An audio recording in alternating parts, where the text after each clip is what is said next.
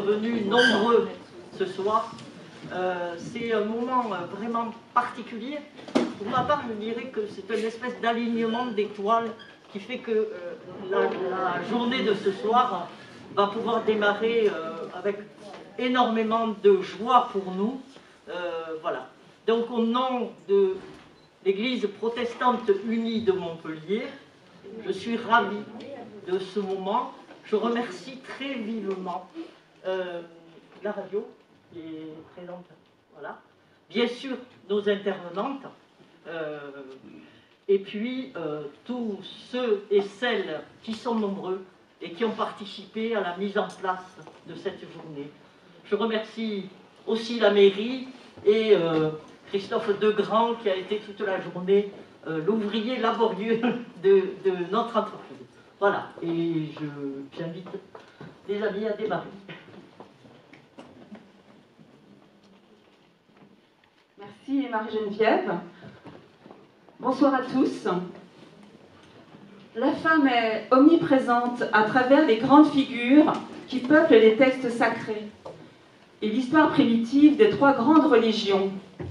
Il y a Déborah, Esther, Marie, Marie-Madeleine, Aïcha, Asma, Nusaïba, Umu Ara.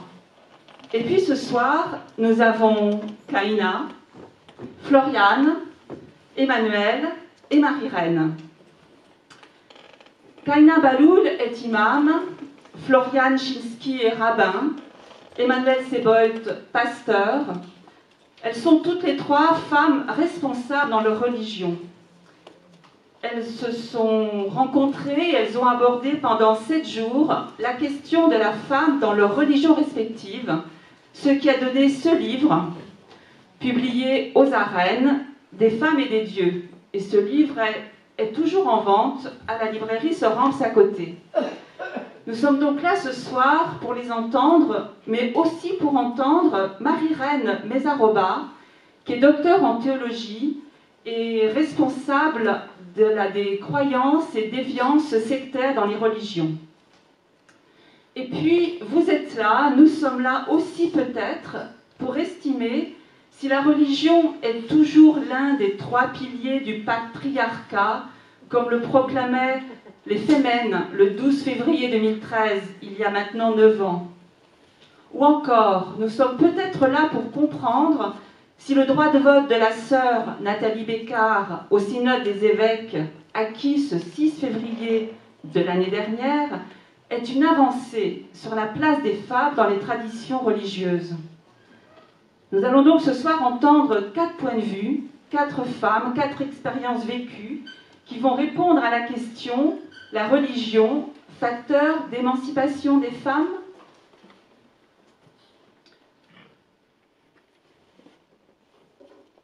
Je laisse la place aux musiciens qui va nous permettre de rentrer tranquillement dans cette thématique interreligieuse. Luc Lafitte-Lévin pour un chant juif.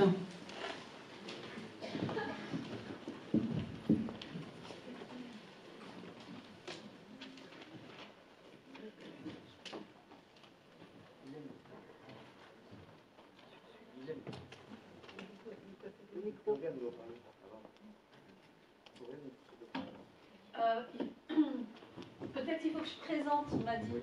C'est ça? Bonjour à toutes et à tous. Alors, je dois prendre lequel? Les deux. Commencer en musique, avec toute la beauté de la musique et le fait que les choses peuvent être harmonieuses tout en exprimant des voix différentes quand on s'écoute. Sour Michelot, c'est un poème, une zmira, un poème qu'on chante à l'occasion des repas du Shabbat, qui sont des temps de ressourcement.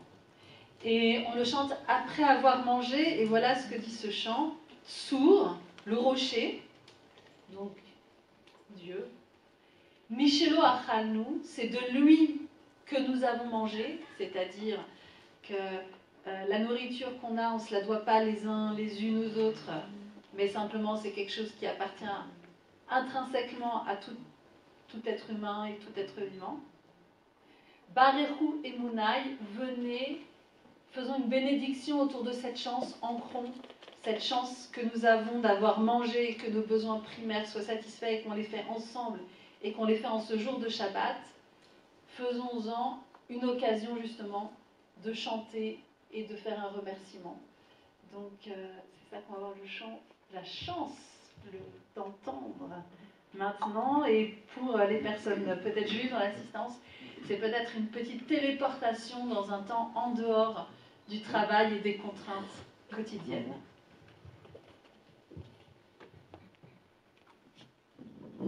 Bonsoir d'abord. Je vois que le micro marche. Zu mi shelo achalnu barechu emunai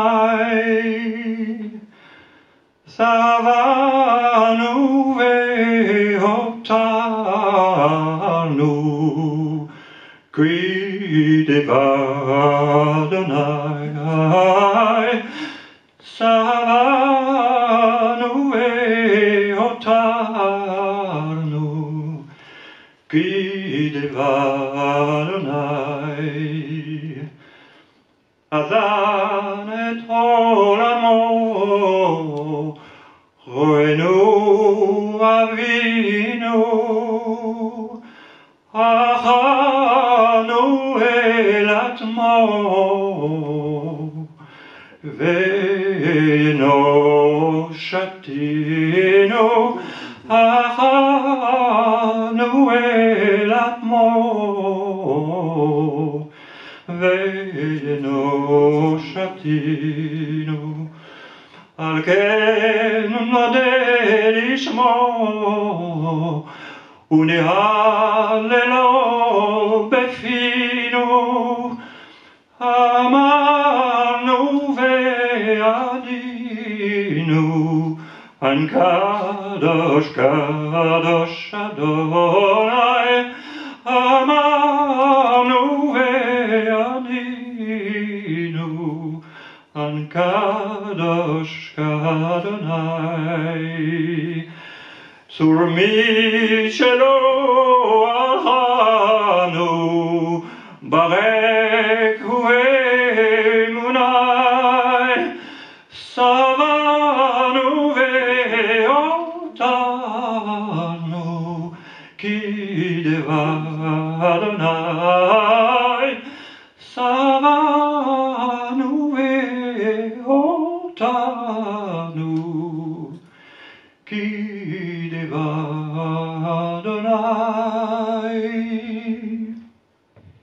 Merci.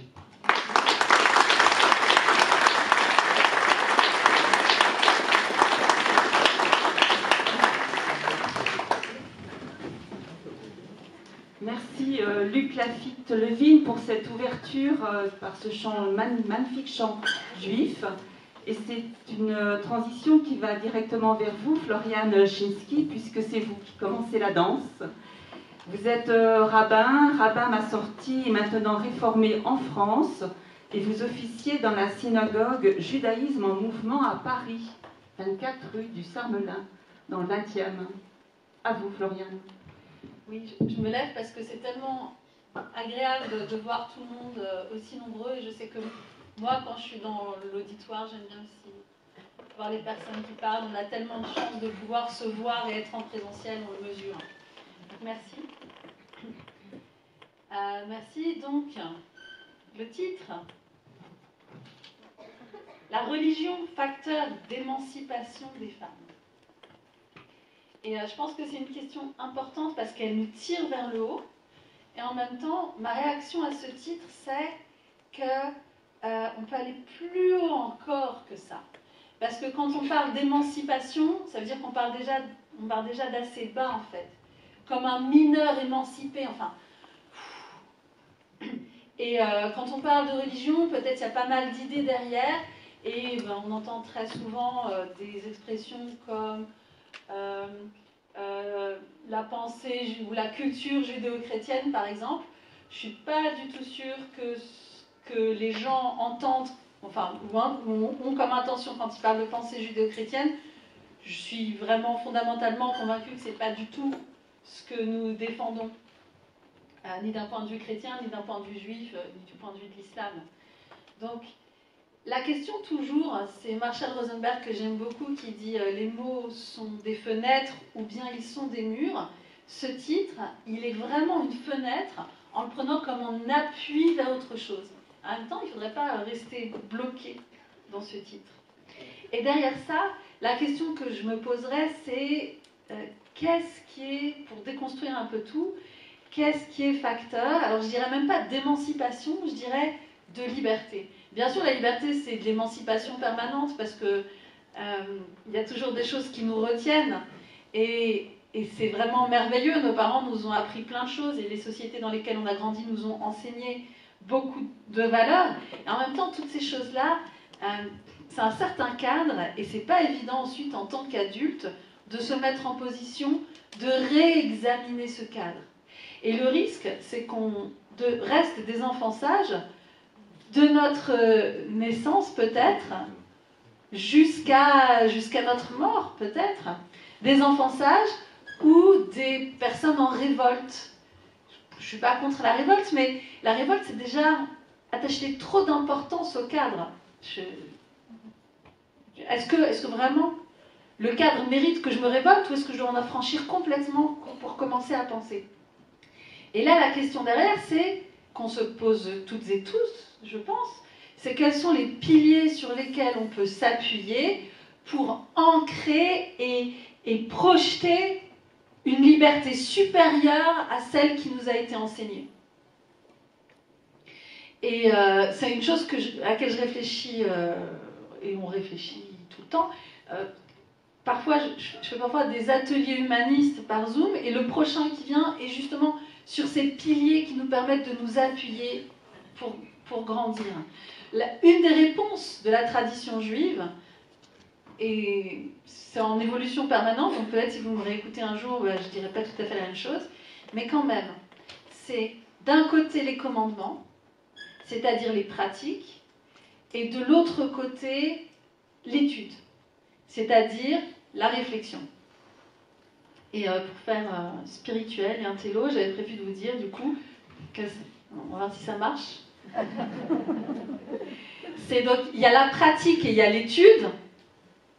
Et donc il y a l'étude de la pratique et la pratique de l'étude. Là, normalement, vous n'avez pas trop compris, donc vous trouvez que je suis très intelligente. Il y a des études, hein. Le même texte très sophistiqué, on croit que la personne est intelligente. Et le même texte, quand tout le monde comprend, on dit bon, ouais, moi aussi j'aurais pu le dire. Mais on est d'accord avec ça, que ce qu'on défend toutes les trois, il n'y a que nous qui pouvons le dire, mais tout le monde aurait pu le dire en même temps. Enfin, on a juste la chance que ce soit nous, et puis on a traversé pas mal d'épreuves pour que ce soit nous, mais les autres aussi, donc voilà. Donc la pensée et la pratique. Donc pour moi, la tradition juive, je l'ai toujours vécue, c'est comme ça qu'elle m'a été enseignée dans mon enfance, c'est bien sûr facteur de grandir, parce qu'on pense des choses nouvelles, et puis on a l'occasion de les repenser, parce que les bonnes idées, elles peuvent aussi bien s'envoler et pas se concrétiser. Et donc, si par exemple j'entends, comme on vient de l'entendre, ce merveilleux chant Sur Michelot, si je l'entends ce Shabbat, ce samedi, et puis la semaine d'après, je vais y penser, je vais avoir des idées, et je vais repenser à ces idées, elles vont évoluer, et je vais les approfondir à chaque fois. Et en tout cas, ça c'est vraiment ce que je comprends profondément de ce que fait le judaïsme, ou n'importe quelle pratique aux personnes qui font cette pratique, c'est que les choses petit à petit s'ancrent et s'approfondissent, et qu'on se les approprie. Et donc, à chaque fois que je vais entendre Tsur Michelot, il va me devenir plus familier. Je vais l'aimer de plus en plus. Lorsque j'aurai une dure semaine, ce sera de plus en plus facile pour moi de me rattacher à ce moment. Je vais peut-être l'anticiper pendant toute la semaine en me disant oui, en ce moment c'est dur, mais quand viendra Shabbat, il y aura ce moment où je me retrouverai ce chant. Et alors dans ce cas-là, c'est facteur effectivement d'appui. C'est un pilier d'ancrage pour pouvoir penser, se ressourcer et se reprojeter dans la suite. Ça fait combien de temps? 5 minutes. Voilà, donc, là, les traditions religieuses, comme toute autre chose, peut, à mon avis, bien sûr, être source de plus de liberté ou plus d'enfermement. On pourrait considérer, on pourrait se demander, oui, mais c'est en renouvelant le sens des choses, et c'est les mouvements libéraux qui portent l'avenir du judaïsme avec un renouvellement de sens. Et bien sûr, c'est ce qu'on essaye de faire, mais en réalité, c'est important de dire aussi qu'il y a beaucoup de personnalités orthodoxes et de communautés orthodoxes à travers le monde qui font la même chose. Et même les fondateurs de l'orthodoxie au début du 19e siècle ont fait eux-mêmes des renouvellements de sens et se sont affranchis de contraintes d'avant pour décréter des choses nouvelles.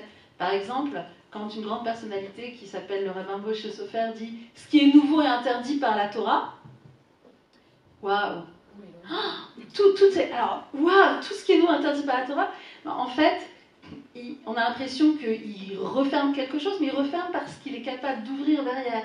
Ce que je veux dire, c'est qu'il y a effectivement une phrase dans la Mishnah qui dit « le nouveau est interdit par la Torah », mais c'est pour ça qu'il faut toujours étudier avec quelqu'un qui connaît dans le judaïsme, sinon on rentre dans les contresens.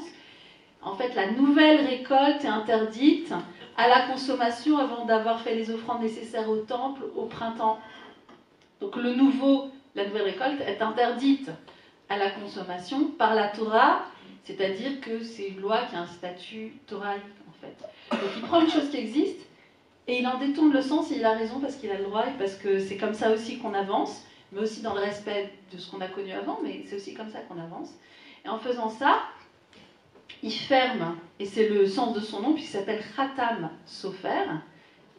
L'artom, c'est fermé, mais en même temps, c'est très intéressant parce qu'on note que Khatam, et c'est pas pour rien, parce que c'est toujours comme ça qu'on fonctionne avec des acronymes dans la tradition juive. Khatam, c'est Chidouché Torat Moshe, c'est-à-dire les renouvellements, les ouvertures de l'enseignement de Moïse. Donc même quand on essaye de fermer, quand il essaye de fermer, c'est parce qu'il s'appuie sur une réalité socio-historique qui est celle de son époque et qu'il a des raisons pour le faire, que j'approuve pas forcément à son époque, mais enfin je suis pas non plus à sa place, mais bon, quand même j'approuve. Voilà. Mais il le fait en s'appuyant sur une tradition continue dans le judaïsme, qui est que on prend des choses qui existent dans le passé et qu'on essaie de les traduire pour l'avenir. Lui, quand il fait ça, il pense qu'il y a un danger et il réagit à ce danger par une solution qui, je ne trouve pas que c'est une bonne stratégie, mais il le fait en disant les choses vont maintenant être figées. Et par ailleurs, les mouvements libéraux à la même époque disent non, il faut que la tradition évolue encore plus vite, mais bon, le rythme est un peu très très très compliqué en termes de ce qui se passe dans la société globale à cette époque. Et puis voilà, c'était en 1850 et beaucoup de choses se sont passées depuis et beaucoup de positions de part et d'autre se sont assouplies. De toute façon, les défis d'aujourd'hui ne sont pas ceux d'il y a un siècle et demi, donc il faut voir en quels termes on définit les choses. Donc, est-ce que la tradition est un facteur d'émancipation? Disons que c'est un appui pour projeter des choses vers le futur, que l'avenir nous dira en fait, parce que la tradition, c'est ce que nous en faisons chacun et chacune aujourd'hui. Donc, mon thème de DEA, j'ai interviewé des rabbins, mais mon thème de doctorat, ma recherche en sociologie du droit, j'ai interviewé simplement des juifs de plein d'origines différentes, parce que ce que sera le judaïsme à l'avenir, c'est ce que les juifs d'aujourd'hui sont en train de faire et ce qu'ils projettent de faire et ce qu'ils en feront demain. Donc quand on se saisit d'une chose, on définit, et ça c'est l'idée, et c'est là-dessus que je conclue, c'est ça l'idée de l'existentialisme. Ce sont nos expériences et nos réalisations qui créent la réalité d'aujourd'hui et de demain. Le judaïsme n'est pas comme les gens, comme chacune d'entre nous. On n'est pas une chose qui a une nature, comme ces lunettes. Elles ne peuvent pas décider ce qu'elles peuvent devenir. Elles ont une nature, mais nous, on n'a pas une essence, on a une existence, on se construit nous-mêmes, et le judaïsme, comme toute autre chose vivante, comme toute autre construction d'êtres pensants, bien sûr, s'inscrit dedans. Donc, la tradition juive peut être source d'oppression, de régression, de plein de choses, ou d'ouverture, d'appui, etc. Et la différence, c'est est-ce qu'on s'en saisit et qu'on apprend ce que disent les sources et qu'on est conscient de où on l'emmène et qu'on l'emmène vers de la liberté, ou est-ce qu'on n'en est pas conscient, ou est-ce qu'on laisse les choses se faire, ou est-ce qu'on laisse les autres consciemment emmener cette tradition vers quelque chose qui est de l'ordre de la fermeture. Merci Floriane Chinsky. Alors, voilà.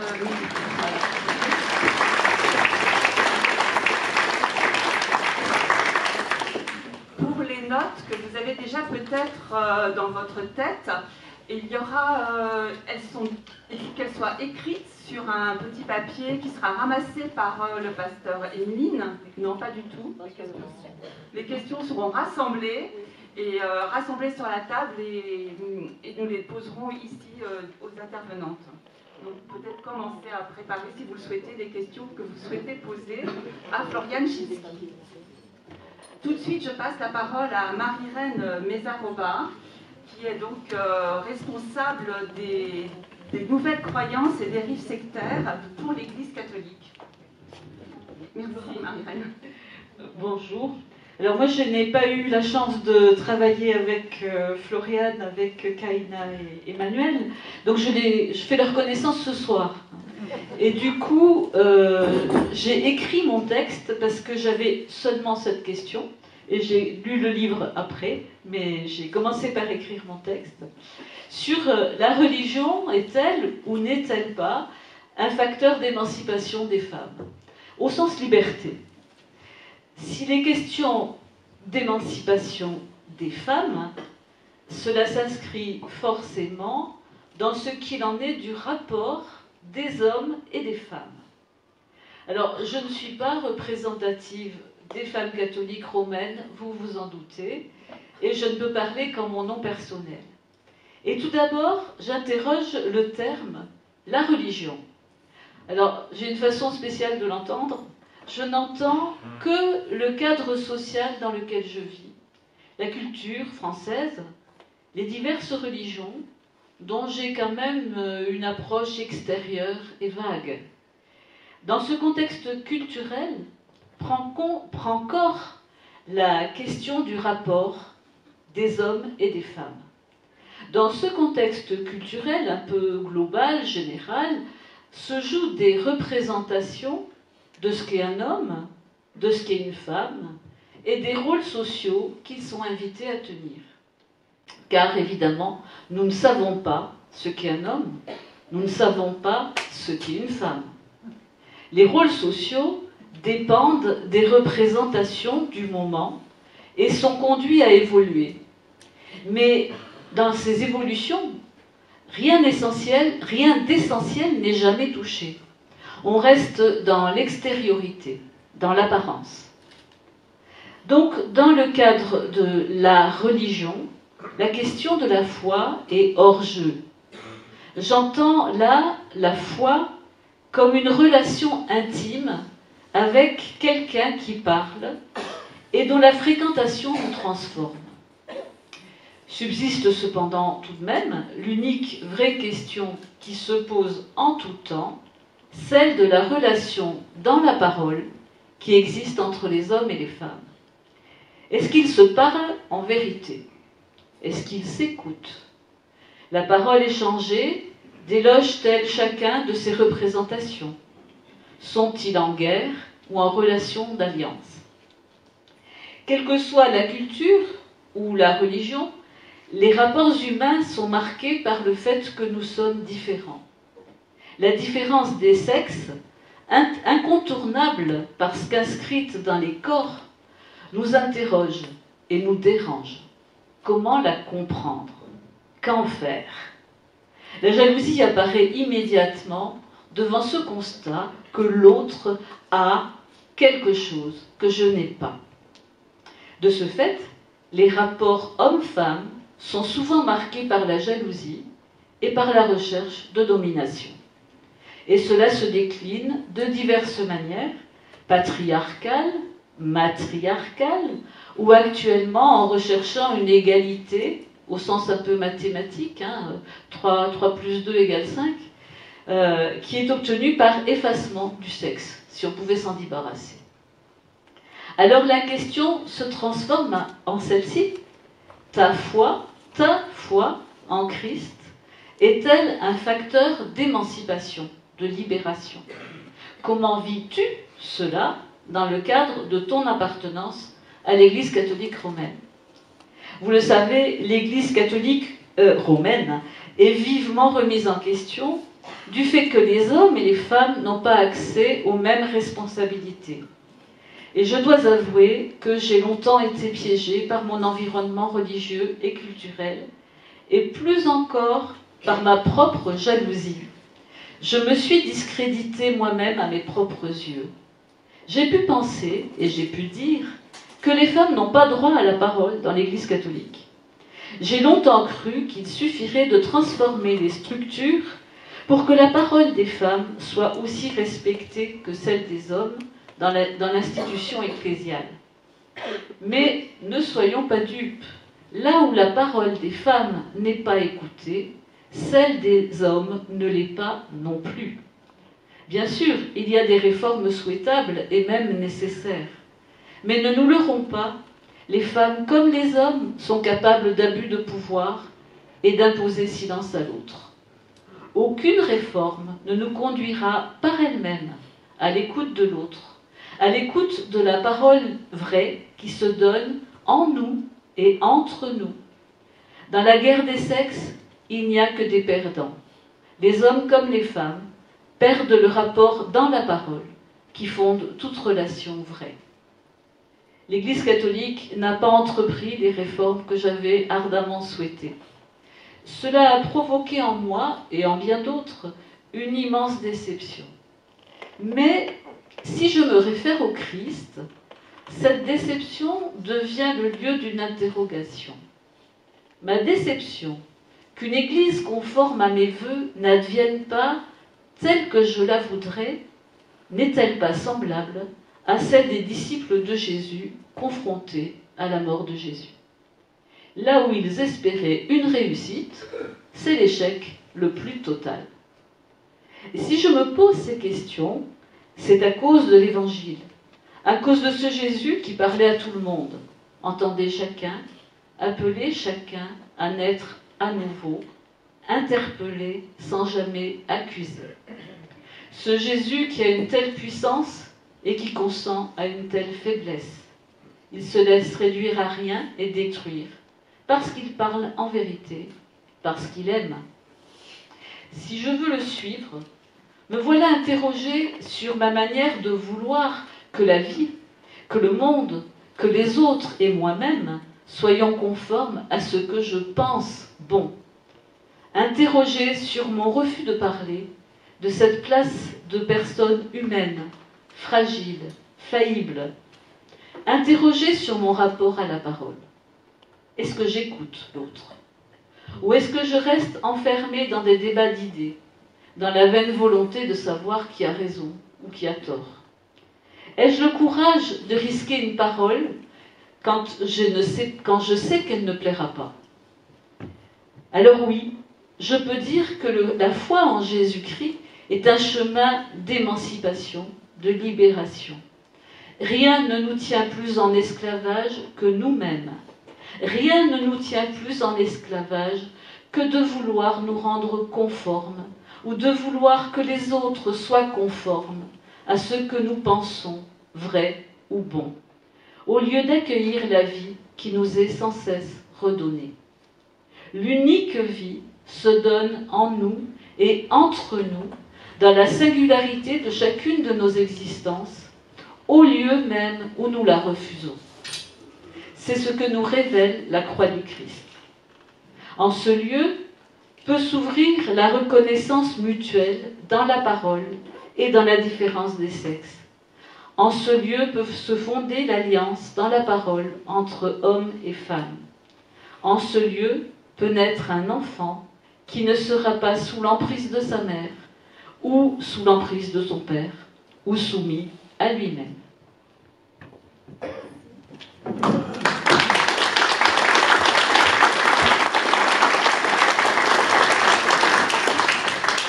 émancipation, liberté, parole échangée, réforme, déjà plein d'univers nouveaux qui s'ouvrent.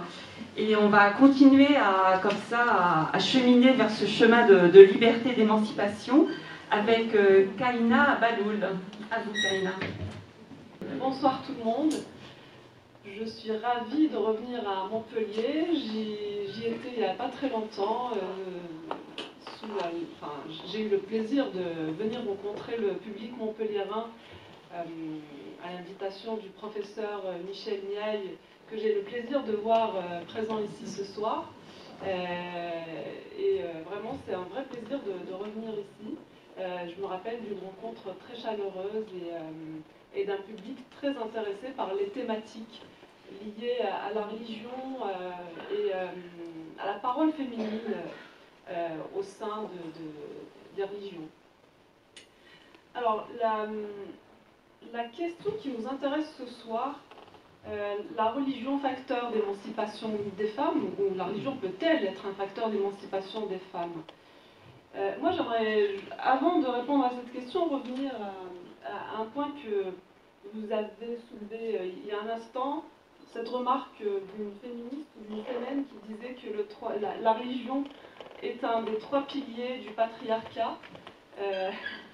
C'est intéressant en fait de voir comment ce que révèle cette remarque en fait de la perception que nous pouvons avoir de la religion, de la conception que nous pouvons avoir des religions justement.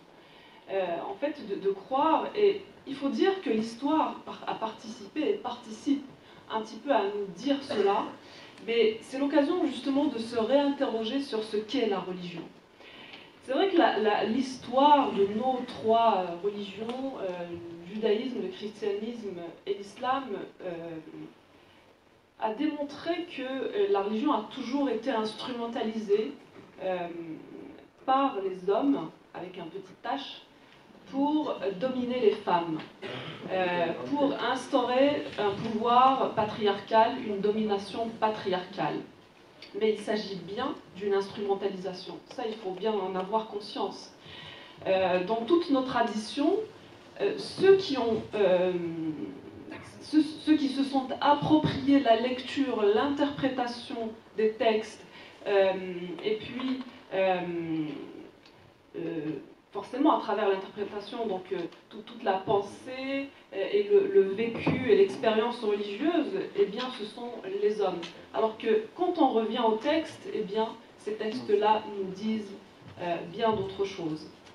Le temps est peut-être donc venu pour nous les femmes aussi, nous avons aussi cette responsabilité, parce que il ne suffit pas de dire que le patriarcat nous a exclus, que le patriarcat nous a fait beaucoup de mal, mais je crois que nous sommes aussi responsables, nous en tant que femmes, d'avoir laissé pendant des siècles et des siècles la religion aux mains des hommes exclusivement.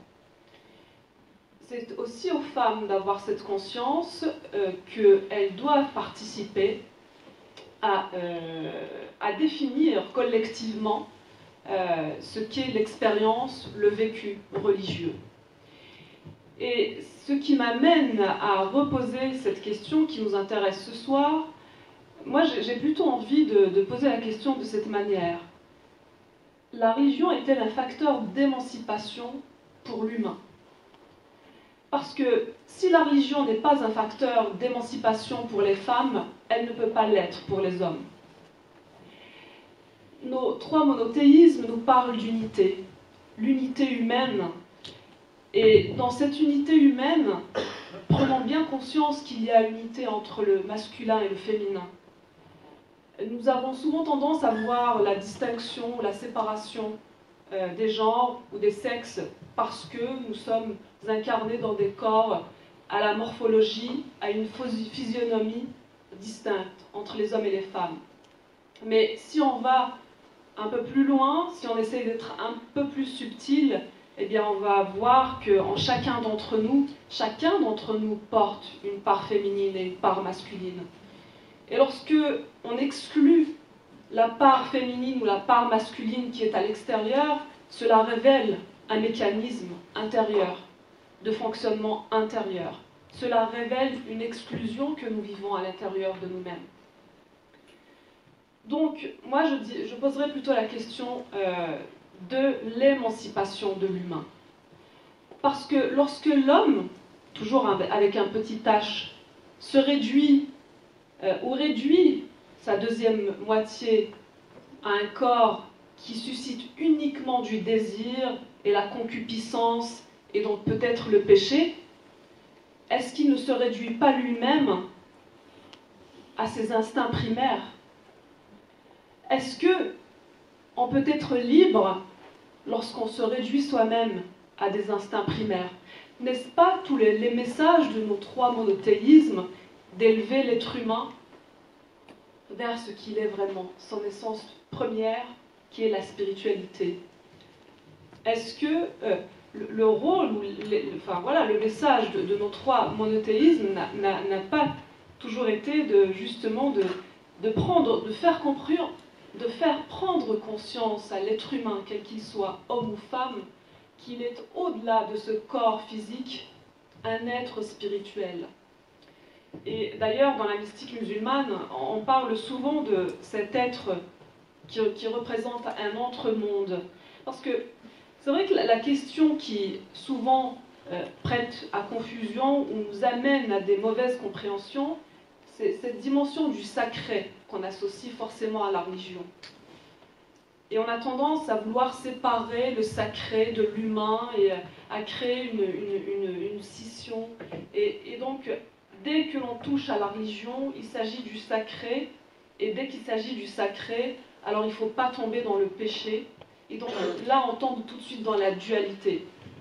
Or, la fonction première de l'être humain est vraiment d'être, au contraire, cet entre-monde qui représente un lien justement entre sa dimension terrestre uniquement, enfin terrestre, et sa dimension spirituelle, donc céleste. Et dans la mystique musulmane, il y a un mot qui est utilisé pour ça, qui est le barzakh. Le barzakh veut dire l'entre-monde. Et la symbolique de la danse derviche tourneur, que tout le monde connaît, j'imagine, qui est cet être qui tourne comme tournent les astres, et qui a une main tournée vers le ciel et une autre main tournée vers la terre. C'est pour représenter le rôle de cet être humain, justement, qui est de faire le lien entre le ciel et la terre. Parce que il conjoint en lui, cet être, il conjoint en lui une dimension sacrée et une dimension terrestre. Et nous ne pouvons pas dissocier ces deux dimensions de l'être humain. Et il me semble que c'est seulement en prenant conscience de cette complexité de la constitution de l'être humain que l'on va pouvoir redonner du sens à nos rapports et du sens à notre expérience religieuse et du sens à ce à quoi doit nous mener notre vécu religieux. Est-ce qu'il doit nous mener justement vers plus d'émancipation, vers plus de liberté, vers la libération de l'humain, de l'être humain dans son ensemble, ou pas? Est-ce que la religion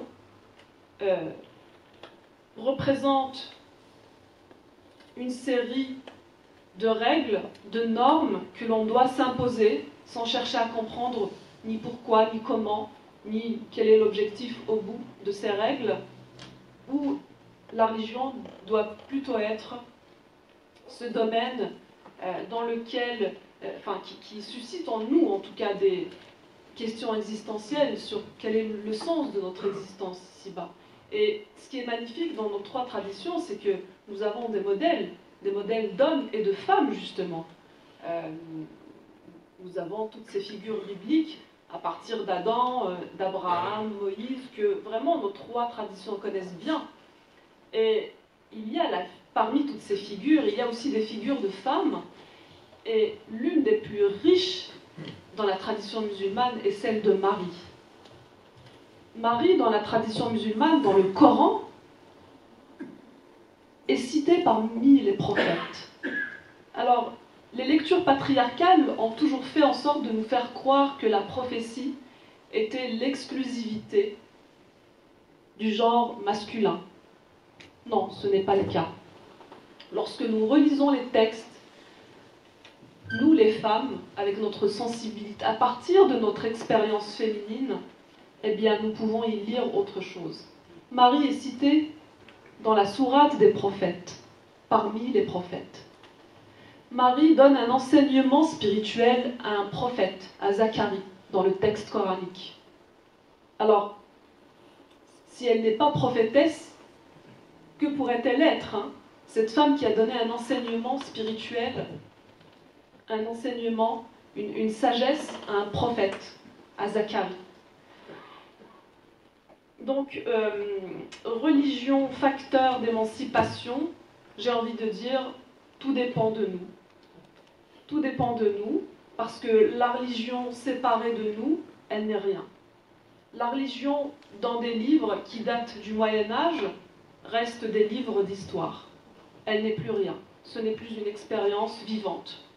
Elle ne fait plus partie du vivant. Elle ne fait plus partie du monde vivant. Par contre, la religion incarnée par nous, les êtres humains qui vivons ici, maintenant, à notre époque, au XXIe siècle, qui essayent de réfléchir et d'utiliser et de se servir de toutes les ressources que Dieu, que le Créateur a mis en nous, en chacun d'entre nous, notre intelligence, notre raison, notre sagesse que contient le cœur de chacun d'entre nous. Si nous n'essayons pas de réfléchir nos religions à partir de nos expériences en tant qu'êtres vivants, est-ce que nous pouvons vraiment parler de religion aujourd'hui? Pour moi, non. Il s'agit plutôt de livres d'histoire qui nous renseignent sur une pensée historique. Point barre. Donc, si la religion est une expérience actuelle et vivante, je pense qu'elle est, oui, facteur d'émancipation pour l'être humain en général.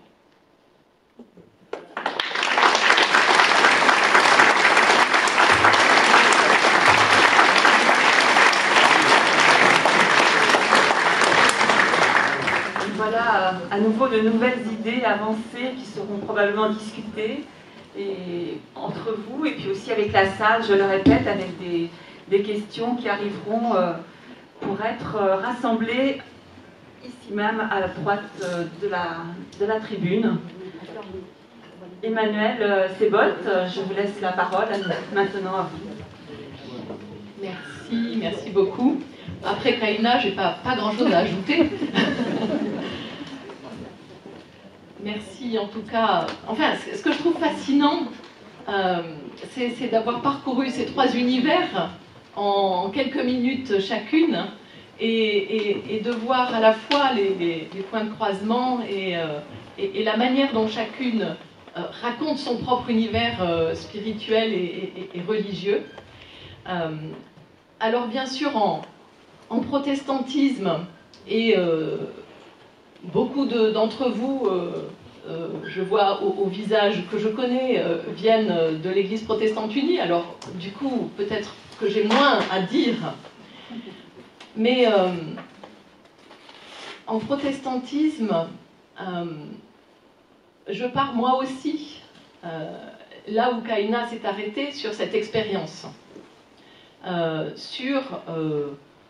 Sur cette foi qui est donnée, sur ce qui me saisit, ce qui me tient, ce qui me fait tenir debout, cette foi qui est mise dans mon cœur, dans mon intelligence, dans ma pensée. Pourquoi je n'en sais rien, pourquoi moi et pas mon voisin, c'est comme ça. Et cette expérience, c'est de recevoir cette parole qui me rend digne, qui me dit « tu es digne ». Devant Dieu, tu es digne. Chacun de nous est digne et peut à son tour, je l'espère, recevoir cette parole qui fait tenir debout. Et donc c'est à partir de cette expérience, effectivement, de foi, que je peux parler. Homme, femme, pas d'importance. Cette parole s'adresse à tout le monde, à chacun, chacune, sans distinction, sans dire ben non, toi t'es comme ça, alors non, c'est pas pour toi, toi tu penses ça, tu vis comme ça, non. Non, cette parole, elle s'adresse à chacune et chacun de nous, sans distinction. Et du coup, cette parole qui me fait tenir droite, ça n'est pas une question d'émancipation, ça n'est pas une religion, et peu importe si je suis une femme ou un homme. Et du coup, il faut que je me pose beaucoup de questions pour rentrer dans la question, est-ce que la religion est facteur d'émancipation pour les femmes? Vous voyez? Mais c'est très intéressant. C'est très intéressant parce que quand l'éditeur des Arènes est venu me voir, c'était la question qu'il avait en tête. Il m'a dit, il faut aujourd'hui parler, après votre élection, c'était il y a 4 ans, il faut parler, une femme présidente d'église, c'est extraordinaire. Je lui ai dit, ah bon? Pourquoi c'est extraordinaire? Chez nous, chez les protestants, en tout cas l'église réformée, eh ben, il y a des femmes pasteurs depuis officiellement 1966, officieusement bien avant, et c'était avant ma naissance, donc il n'y a rien d'extraordinaire à ça. Ah si, vous vous rendez pas compte, c'est extraordinaire. Ah bon? Et donc on est en permanence, là quand je dis on, c'est les protestants, issus de l'église réformée, de l'église évangélique luthérienne, en permanence dans un grand écart, de dire pour nous c'est acquis, pour nous femmes et hommes ont la même place dans la communauté, peuvent prendre les mêmes responsabilités, peuvent être pasteurs, peuvent être présidents de conseil régional ou du conseil national, ça n'a aucune espèce d'importance. Et en même temps, la société française nous renvoie systématiquement le fait que c'est incroyable. Et donc, voilà, on est entre deux, entre cette normalité, parce que quand je lis la Bible avec mes lunettes réformées, eh bien, je n'y reçois que paroles de vie, d'ouverture, de libération, d'émancipation, si vous voulez, et que la société en permanence me renvoie le fait que la religion est patriarcale, qu'elle étouffe les femmes, qu'elle les enferme, qu'elle les empêche de parler, d'exercer un ministère, etc. Alors, je pourrais dire, mes chers amis, voyons, devenez tous protestants. Bon, on pourra le couper au montage. Hein. Mais non, parce que le monde est beaucoup plus divers et multiple. Et donc, on a des pistes pour travailler déjà au sein des églises. On a la piste énorme, première, du travail du texte biblique.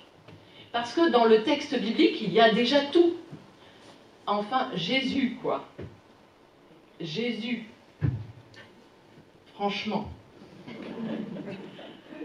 Il parlait avec des femmes. Et ça ne se faisait pas du tout. Il parle seul avec une Samaritaine.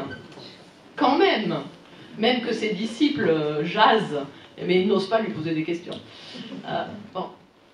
Quand, au moment de la résurrection, les témoins, entre guillemets, il n'y a personne, il n'y a rien à voir, mais ceux qui vont témoigner, ce sont 3 femmes.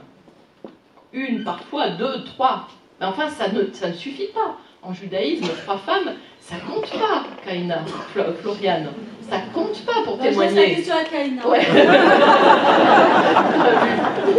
Voilà, ça vaut pas. Ça ne vaut pas. Il faut que 2 hommes témoignent. 3 femmes, ça vaut pas. Donc on a des pépites dans les textes bibliques pour travailler cette question de la place des hommes, des femmes, pour la liberté de recevoir une parole qui nous fait tenir. Alors, pour moi, aujourd'hui, se posent beaucoup de défis dans la société. Parce que l'image que la société nous renvoie en permanence, que les religions sont bonnes à mettre à la poubelle, et que surtout, finalement, il vaudrait mieux qu'elles se taisent, et qu'elles disparaissent. D'ailleurs, on va mettre des... Bon, non, je dis rien. Non, je n'ai rien dit. Donc, il y a des défis dans notre société. D'articuler le particulier et l'universel. D'articuler l'universel et le particulier, c'est la même chose dans l'autre sens, c'est pour dire, aujourd'hui, on met en avant chacun notre identité qui est parfaitement unique et qui n'est pas du tout la même que celle des autres. Oui, c'est vrai, le particulier, il est précieux. Et Dieu appelle chacun, chacune par son nom. C'est bien un particulier unique et essentiel. Mais ce particulier, il n'a de sens que s'il est en même temps, s'il se reconnaît dans l'universel. On est des êtres humains. On a faim, on a soif, on est fatigué. On veut être à l'abri, on veut aimer, on veut voir grandir nos enfants. Ça, c'est valable pour tous les humains, quels qu'ils soient, quelle que soit leur culture, quelle que soit leur éducation, quel que soit ce qu'ils ont appris, etc. Donc il faut... Le défi aujourd'hui, c'est d'articuler ce particulier avec cet universel. Le défi pour les croyants, c'est d'articuler notre conviction et le dialogue des convictions. La semaine que nous avons passée ensemble, Floriane et Kaina, quand nous avons dialogué sur des choses que nous découvrions de la foi, la religion, la tradition de l'autre, eh bien, ça ne nous a pas appauvris, ça ne m'a pas fragilisé dans mes convictions, mais ça m'a au contraire invité à approfondir ma conviction pour mieux la faire comprendre de mes amis. Et j'ai appris, avec ce qu'elles me disaient de leur tradition, de leur foi, j'ai ouvert mon regard. Et j'ai dit, mais finalement, ce que tu me dis de ta foi, de ta tradition, de ta religion, ça me fait penser à quelque chose dans ma propre foi, dans ma propre culture. Et ça m'a enrichi. Aujourd'hui, il faut articuler nos convictions et la conviction des autres dans le dialogue. Les croyants ont une grande responsabilité aujourd'hui dans ces temps de division et d'obscurcissement de l'intelligence. La religion est là pour relier les hommes et les femmes, les croyants et les non-croyants, et avec l'image que tu donnais, Kaina, le ciel et la terre. On a un peu de pain sur la planche. Merci, Emmanuel.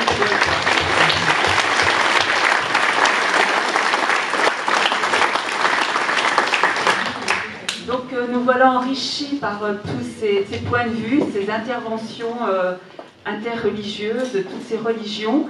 Je laisse la place au chant soufi qui s'est déjà installé et présenté par Kaina. Oui, alors je vais dire deux mots pour vous parler de ce genre, enfin c'est pas tout à fait un genre musical en réalité, c'est plutôt une pratique spirituelle. Dans la tradition mystique musulmane, le soufisme plus particulièrement, on appelle en arabe le sama, qui vient donc du mot arabe sama, ou écoute, qui veut dire que l'on peut traduire par l'écoute ou l'audition spirituelle, qui est une quête de la présence divine. Ce sont souvent des poèmes mystiques chantés sur des musiques empruntées à des modes musicaux de la musique, soit de la musique andalouse ou turque. Et le sama constitue une modalité particulière de l'invocation divine au sein des pratiques mystiques de l'islam. Le sama nous permet de rentrer dans un état méditatif.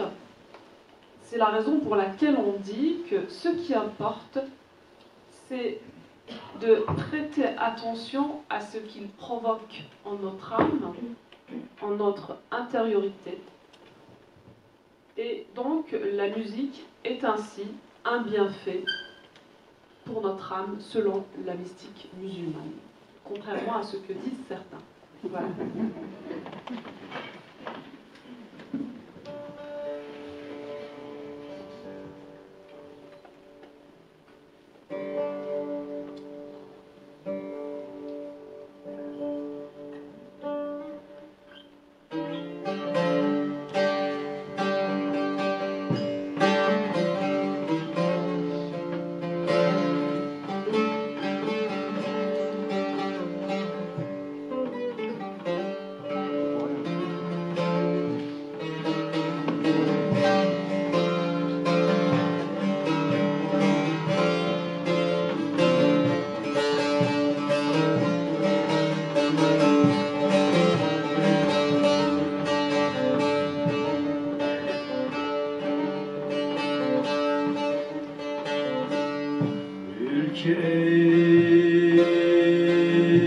bekadan gelmişem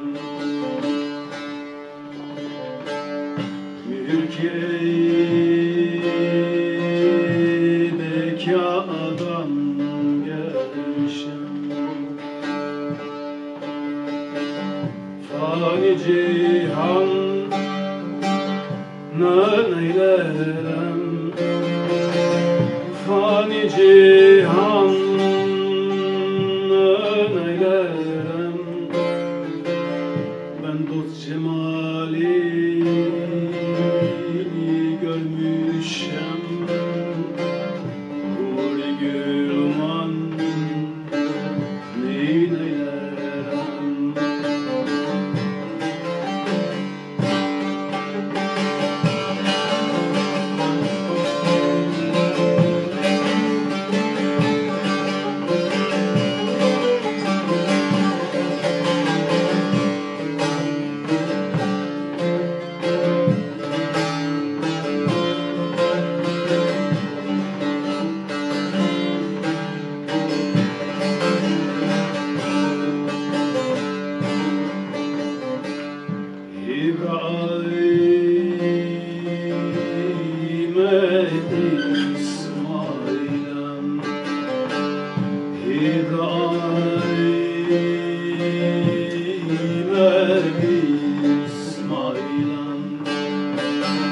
Hiç ihtiyacım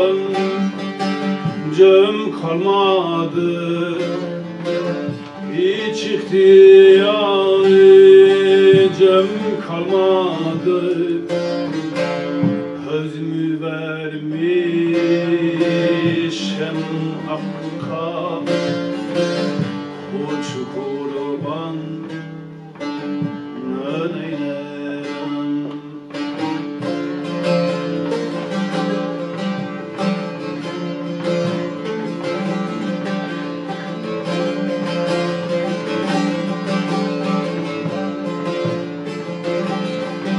Aşık Yunus maşukuna Tuzlar bulunca mest olur Aşık Yunus maşukuna Tuzlar bulunca mest olur Üç şişeyi çaldım kaşa Namusu arı neylerem Neylerem Neylerem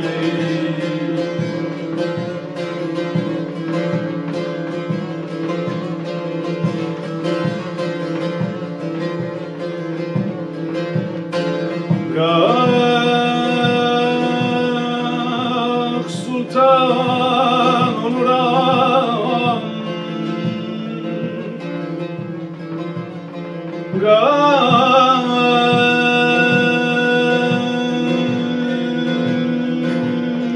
kul oluram Gah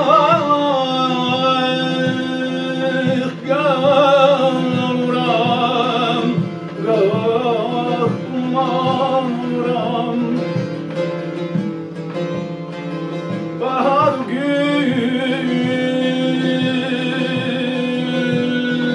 oluram Elden ele yanıram ey dost Elden ele yanıram Elden ele yanıram Ey dost Ey dost Eyvallah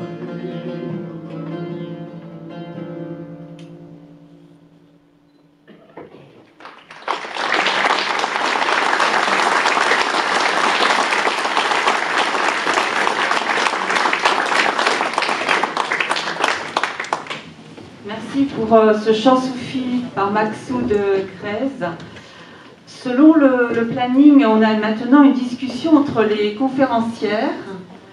Floriane, vous vouliez intervenir? Ah oui.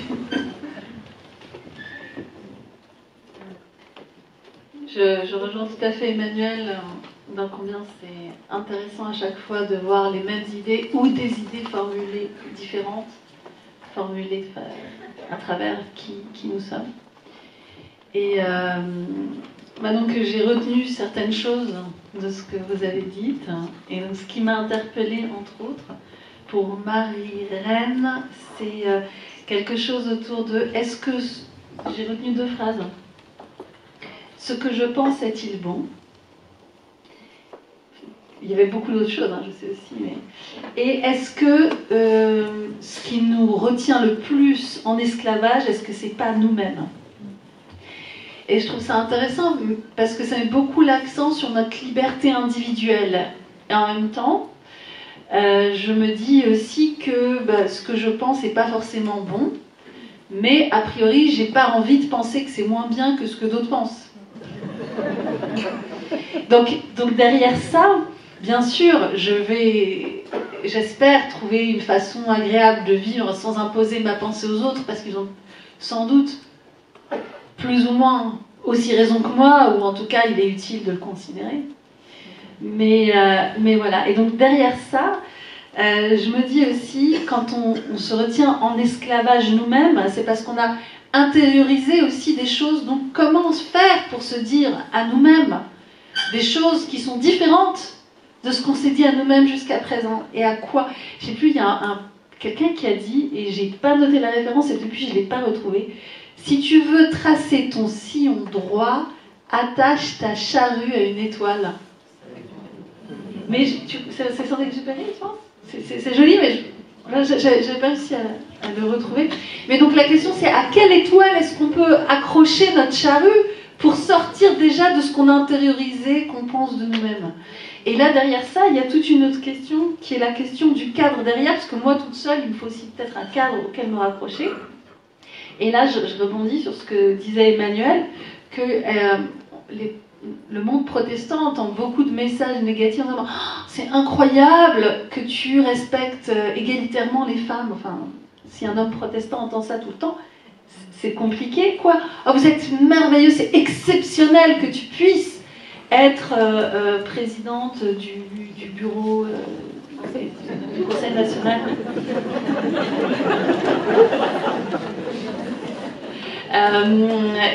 Et à travers cette imprécision de mon langage, vous entendez quelque chose qui est aussi quelles sont les institutions, et dans la question de qu'est-ce qui fait. Donc il y a une question qui est est-ce que les religions sont émancipatrices, mais derrière ce que Kaina disait aussi, je pense que c'est très important aussi de s'y confronter, c'est qu'est-ce qui fait que les religions ne sont pas ou sont emprisonnantes. Et derrière ça, moi, ma petite idée derrière, c'est un petit peu aussi l'idée des institutions, qui fait qu'il y a certaines personnes qui décident à certains endroits de ce que d'autres personnes devraient faire.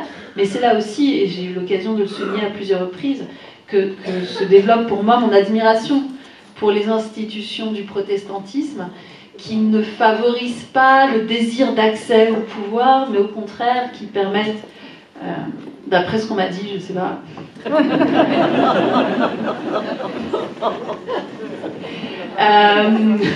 Comme c'est un public protestant, je me dis. Non, au contraire, tu vois, je me dis, je peux plaisanter.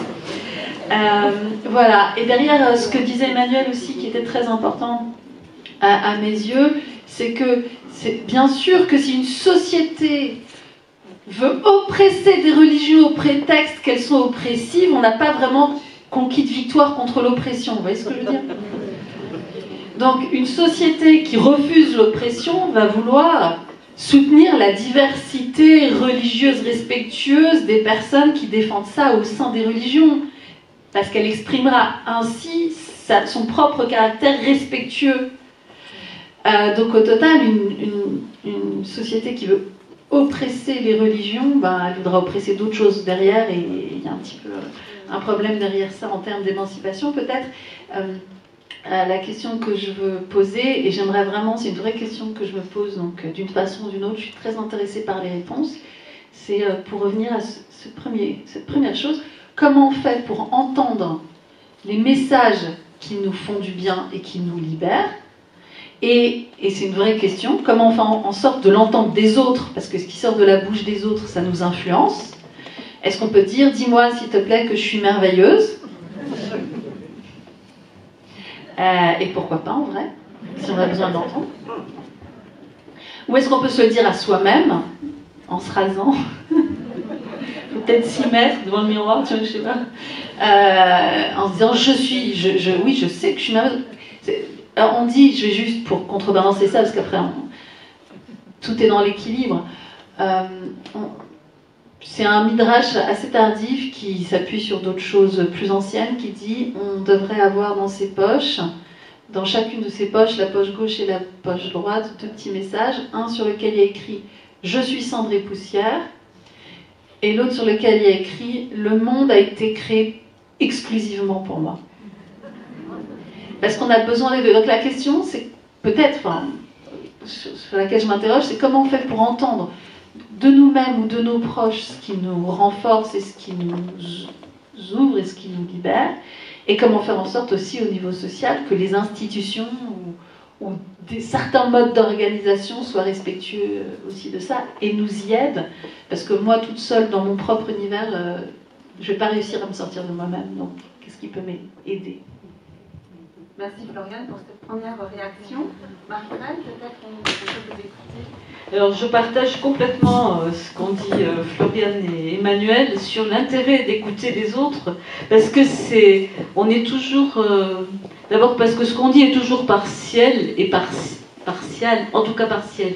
Et ce que disent les autres, on peut y souscrire aussi. Enfin, ça vient pas en opposition. Hein, ça permet de préciser sa propre pensée, mais aussi de la compléter ou le phénomène social, la société dans laquelle on y est. Donc effectivement, les représentations des hommes, des femmes et l'utilisation des religions là-dedans, bien sûr que ça existe.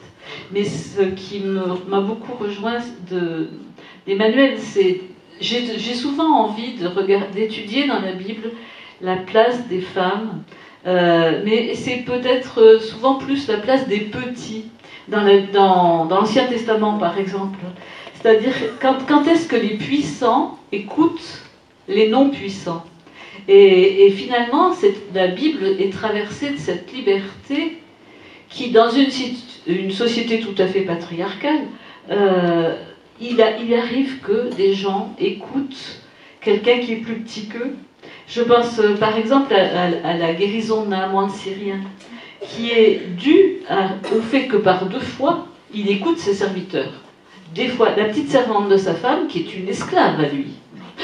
Et les serviteurs qui lui disent « Ah, tu pensais que le prophète allait te demander des choses extraordinaires, mais si tu avais demandé quelque chose de difficile, tu l'aurais fait. Alors fais donc ce qui est simple. » Donc je trouve qu'il y aurait matière à me libérer de la pensée de moi-même que j'ai reçue de ma culture.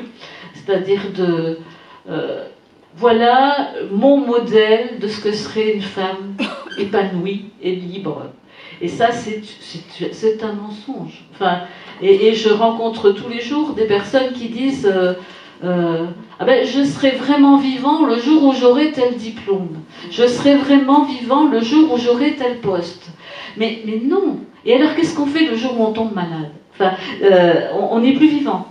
Donc, finalement, la question qui me vient dans mon parcours de foi, et je dirais grâce à des frères dans la foi, dont je n'ai pas eu le temps de parler, mais c'est de me dire comment est-ce que je vais accepter que la vie vienne toujours, c'est-à-dire qu'elle vienne là où je ne l'attendais pas, et même là où je n'en voulais pas. C'est-à-dire je ne la voulais pas comme ça. C'est ça que j'entends par penser. C'est pas tellement penser autre chose que le voisin. Hein, c'est l'expression de chacun est partielle. Et justement, on se rencontre. Merci. Emmanuel, Kaïda, on peut poser aux questions. Là, je vais me tourner vers Émilie. Je vais chercher les papiers.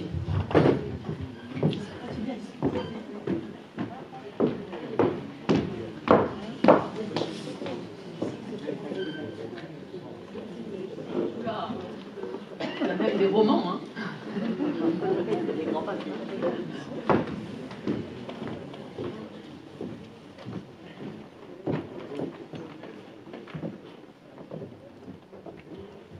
Alors, une question qui s'adresse à toutes les quatre.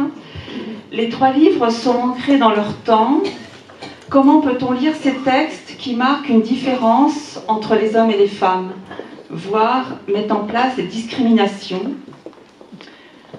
Pourquoi Myriam dans la Bible n'est-elle pas une matriarche? Pourrions-nous lui donner cette place aujourd'hui? Et quel statut donner au texte par rapport aux expériences d'inculturation, non? D'incarnation. Alors, donc, oui, on pose ici la question de la lecture par rapport à un texte qui est écrit dans un contexte historique qui lui est propre. C'est vrai que dans votre livre, vous avez fait une lecture inclusive, finalement, on dirait, aujourd'hui. Et voilà, comment est-ce que ça joue avec la société d'aujourd'hui, vous dites lectrice de ce temps-là? Je me tourne vers ma gauche, qui n'a pas encore parlé. Kaina.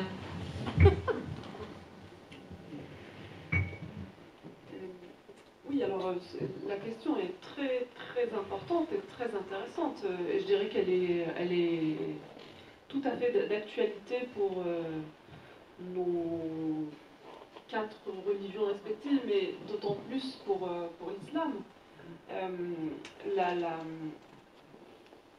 La prise en compte du contexte, historique est extrêmement importante. Et je crois que si l'islam aujourd'hui vit la crise qu'il connaît, c'est justement parce que nous sommes restés sur des lectures qui datent de l'époque médiévale, et parce que nous avons cru que ces lectures-là pouvaient durer ad vitam aeternam, qu'elles dépassaient en réalité toute contrainte, tout espace-temps, et qu'on pouvait sacraliser ces lectures qui finalement ne sont que humaines. Je crois que le plus important, c'est vraiment de prendre conscience du fait que ces lectures-là, ces interprétations, sont des interprétations humaines, donc produites à une époque donnée, dans un contexte socio-historique donné. Et ce qui est important justement, c'est pour ne pas s'enfermer dans ces lectures-là, c'est de comprendre que ces êtres humains-là ont forcément été influencés par le contexte dans lequel ils ont évolué. Et même, en réalité, même les textes dits sacrés, le Coran pour l'islam, il a été révélé dans un contexte historique. Et cela a fait l'objet d'un débat, de tout un débat théologique durant les premiers siècles de l'islam, entre de grands courants, qui a donné naissance à de grands courants théologiques au sein de l'islam. C'est justement la question du Coran créé ou incréé, et justement comment on peut replacer le Coran dans son contexte historique. Et lorsqu'on a dit ça, eh bien, force est de constater que le Coran a été révélé dans la société de l'Arabie du 7e siècle, une société très patriarcale, mais au-delà d'être patriarcale, une société quand même, voilà, où les droits humains en général n'étaient pas au summum de leur développement, où les femmes, la place de la femme dans la société était vraiment, voilà, et c'était un contexte historique pour la place de la femme qui était très discriminant, très compliqué. Donc on peut pas, en fait, d'ailleurs on étudie ça lorsqu'on fait de la recherche, lorsqu'on aborde la religion justement d'un point de vue scientifique, du point de vue de la recherche des sciences humaines et sociales. On peut appeler ça faire de la téléologie. En fait, on ne peut pas regarder les religions, ce qu'elles ont été au moment où elles ont été révélées, avec nos lunettes d'aujourd'hui. Sinon, on commettrait forcément des anachronismes, ça conduirait à des confusions, des mauvaises compréhensions. Il est absolument important de se remettre au moment où ces religions-là ont été révélées. Et je parle d'ailleurs dans ce texte, vous savez, en archéologie, les archéologues étudient, je trouve que c'est une image très parlante. Ils utilisent les carottes, vous savez, en fait, ils creusent dans le sol et ils vont sortir comme ça une carotte avec une sédimentation. Là, c'est physique parce qu'il s'agit de la terre, mais pour la pensée humaine, c'est aussi exact, ce sont exactement les mêmes règles. Il y a une sédimentation de la pensée et il faut prendre ça en compte. Si on ne prend pas ça en compte, on est à côté de la plaque. Et des figures, alors la personne qui a posé la question a évoqué la figure de Marie. Oui, la figure de Marie, par exemple, dans le Coran, elle est absolument extraordinaire, d'une richesse incroyable. Ce que nous dit le Coran de cette figure-là, la place que lui donne le Coran dans cette religion est absolument énorme. C'est à nous aussi aujourd'hui de renouveler notre lecture, notre regard, notre compréhension de ce texte. Et oui, on peut considérer que Marie est une matriarche. Pourquoi pas? Qu'elle est prophétesse? Oui, je pense qu'il y a absolument tous les éléments pour le dire. Voilà, je vais m'arrêter là parce que c'est... D'autres réactions, notamment la réponse à la question sur les expériences d'incarnation. Est-ce que l'une d'entre vous voudrait réagir? Pas sur les incarnations. Non. Emmanuel, oui, vas-y. Je poursuis un peu peut-être sur... puis peut-être Floriane aussi fera un petit écho sur la lecture des textes, parce que c'est vraiment une question fondamentale de tout temps. La réforme protestante s'est saisie de cette question et a eu sa propre, je dirais, manière de dépoussiérer la lecture des textes bibliques. Et il faut le faire en permanence, c'est-à-dire qu'en permanence il faut reprendre les textes et avec les découvertes que l'on fait successivement, comprendre pourquoi, par exemple, on parle de la bataille de Jéricho alors qu'il n'y a pas eu de bataille historiquement.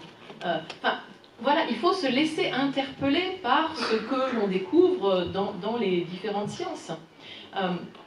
On a le droit, non seulement on a le droit de travailler les textes et de les étudier, de les analyser, mais on a le devoir de le faire. Parce que les textes bibliques eux-mêmes le font entre eux-mêmes. C'est-à-dire qu'il y a un dialogue à l'intérieur des textes. Les textes s'interpellent eux-mêmes et se commentent eux-mêmes et se corrigent eux-mêmes à l'intérieur des textes. Donc, combien plus le lecteur doit le faire? Je vais donner juste 2 exemples, et puis Floriane peut-être complétera avec d'autres exemples, mais il y a 2 récits de la création du monde, de la Genèse. Il y a 2 récits qui se suivent et qui ne sont pas les mêmes. Il y a 4 évangiles. 4 évangiles qui racontent la vie de Jésus et qui sont différents. Donc on est invité, le lecteur de la Bible est invité à l'intelligence, à dire mais tiens, pourquoi le chapitre 1 raconte une création du monde en 6 jours plus un repos et le chapitre 2 raconte les choses alors avec un être humain créé au début et puis pas à la fin, et puis les 2 textes, les 2 récits n'ont rien à voir. Le lecteur est invité là à comprendre ce qui se joue dans un récit et dans l'autre, qui sont en dialogue l'un avec l'autre. Un deuxième exemple. Moïse voilà, institue la loi. Et dans cette loi, c'est pour ça que Floriane continuera tout à l'heure, dans cette loi, eh bien, ce sont les garçons qui héritent. Et or, Sélophade meurt, il n'a que des filles. Et donc les filles de Sélophade viennent voir Moïse en disant voilà, tu as dit que c'était que les garçons qui héritaient des terres, mais voilà, notre père est mort et nous sommes que des filles. Alors Moïse change la loi. Et il dit bon, quand il n'y a que des filles, les filles hériteront.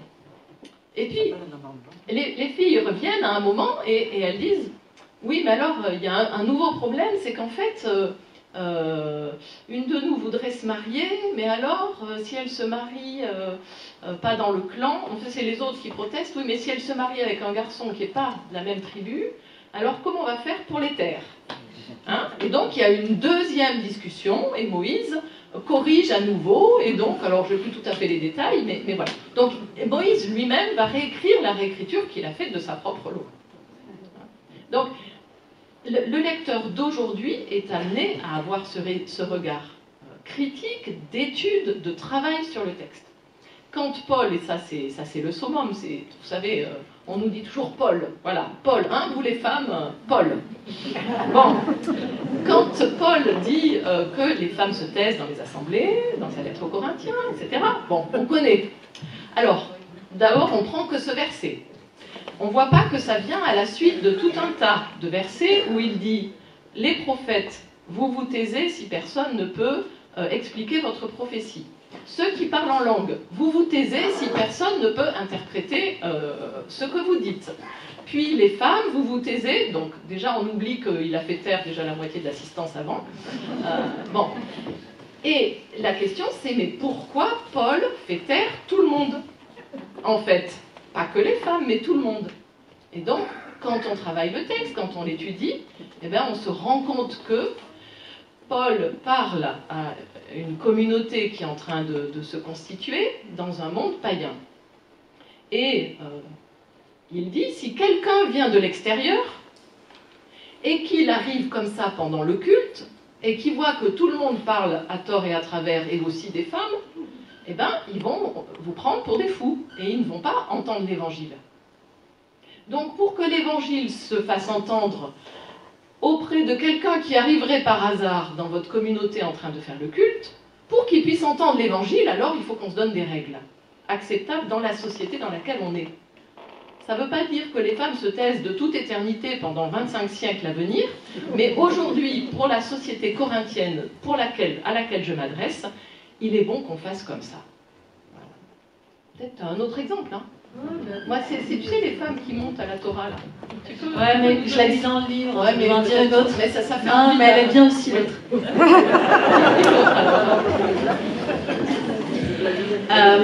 La question de la domination des femmes telle qu'elle se met en place dans les religions, en réalité, c'est aussi très très souvent une construction. Et donc, selon les périodes, il y a des améliorations ou des aggravations. Raison pour laquelle il peut être subtil aujourd'hui d'aller vers des améliorations. Et donc, bien sûr, alors, Emmanuel, très important les exemples donnés, il y en a d'autres. Il y a surtout cette idée qu'il n'y a pas de Torah écrite sans Torah orale. Donc, le texte biblique ne fait pas autorité dans le judaïsme du tout. Parce que c'est la Torah orale qui fait autorité. Et pour prendre l'exemple que je voulais donner aujourd'hui, justement, c'est un exemple très concret parce qu'une façon de dire qu'on compte, c'est de se revêtir d'un châle de prière, vous savez, le talit où il y a les petites franges au coin. Et c'est une sorte d'investiture, et quand le jeune homme de 13 ans met ce talit, on lui dit t'es un grand et tu portes maintenant un vêtement qui symbolise les commandements. Et pourquoi pas les filles? Mais cette question, c'est pas moi qui la pose, parce que c'est à l'époque de la Mishnah, on considère, dans le Talmud Menachot, il y a une opinion de la majorité des rabbins qui dit que les femmes ont l'obligation de porter ce vêtement au même titre que les hommes. Alors, l'obligation, c'est bien dans le judaïsme. On est content, parce que ça veut dire que c'est comme en Belgique, on veut avoir l'obligation de voter, parce que c'est dire qu'on a le droit de voter. Après, je ne sais pas ce qu'il faut faire aux prochaines élections, mais c'est pas ça. Mais donc, l'idée, c'est que les femmes ont l'obligation de mettre le talit. Et ça, c'est la majorité des rabbins qui a valeur juridique, qui dit ça au IIe siècle. Mais il y a un rabbin qui est minoritaire, mais on rapporte les avis minoritaires dans la Mishnah, donc pourquoi pas, qui dit « Ah ouais, mais elles sont dispensées ». Parce que c'est un commandement positif lié au temps, ça c'est une longue histoire, je ne rentre pas là-dedans, mais donc il y a une question de dispense. Et puis plus tard, on dit puisqu'elles sont dispensées, est-ce vraiment nécessaire qu'elles le fassent? Et encore plus tard, et là on arrive à Rabbi Moshe Isserles, on est au XVIe siècle, il dit c'est prétentieux. Ce qui n'est pas un argument juridique. Et donc aujourd'hui, la question se pose pour... Donc moi, bien sûr, je porte un talit. Les femmes dans ma communauté sont invitées à le faire. Mais si elles ne veulent pas, on fait comment? Et quand elles montent à la Torah, qu'est-ce qu'on fait? Et là se pose toute la question, bon, je ne sais pas si ça rejoint la question de l'incarnation, mais de qu'est-ce qu'on fait si elles n'ont pas envie? Et donc, il y a des solutions intermédiaires. Je peux étendre mon talit pendant qu'elles disent les bénédictions, ou quelque chose de ce type. Mais donc il y a la question de comment est-ce qu'on le retraduit aujourd'hui, justement, puisque maintenant, on devrait vraiment pouvoir mettre un talit bien tranquillement en tant que femme à la synagogue sans avoir de problème. Alors d'autres choses qu'on fait, pour revenir à la question des matriarches, du point de vue de la tradition juive, patriarche et matriarche, c'est Abraham, Isaac, Jacob. Donc Sarah... Vas-y, récitez les trois pattes. Non, mais regardez dans votre tête ce qui vient le plus facilement. Abraham, Isaac, Jacob ou Sarah, Rebecca, Rachel et Léa. Donc dans la prière qui revient, une prière qui s'appelle la Hamida, qui reprend notre Dieu et Dieu de nos ancêtres, Dieu d'Abraham, d'Isaac et de Jacob. Dans beaucoup de communautés, et c'est ce qu'on fait aussi dans ma synagogue, on rajoute Dieu de Sarah, Rebecca, Rachel et Léa. Donc c'est intéressant. Ensuite, à la fin du Shabbat, on a un petit chant où on parle du prophète Élie. Alors on parle de la prophétesse Myriam aussi. C'est une chose à laquelle on peut penser et qu'on peut rajouter pour maintenant se défaire de cette construction qui écartait les femmes, comme avec l'exemple que je vous ai donné pour le châle de prière, pour le talit. Et au contraire, faire des reconstructions qui incluent les femmes. Voilà. Et donc, de ce point de vue-là, c'est toujours vraiment bien. C'est pour ça que les femmes responsables et sur le devant de la scène permettent aux jeunes filles de s'identifier, aux jeunes hommes d'identifier que c'est OK que leur mère, sœur, futures épouses et filles, si tel est leur choix familial, puissent avoir une place égale.